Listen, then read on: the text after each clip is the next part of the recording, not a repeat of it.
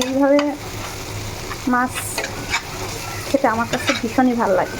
এই যে দেখেন, একদম বেশি করে ধনেপাতা দিয়ে মাছগুলোকে ভেজে সাইডে রেখে দিয়ে একসাথে ভাজা নিলাম। এখন মাছটাকে একসাথে মিক্স করবো। এইটা খাইতে কি যে মজা লাগে।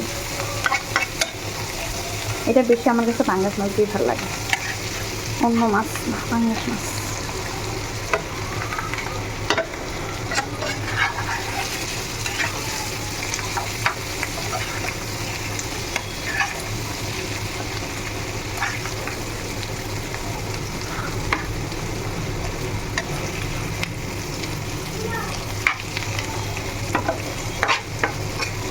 মাছের তেল পটকা দিয়ে, সম্পূর্ণটা মাছের তেল, ঠিক আছে?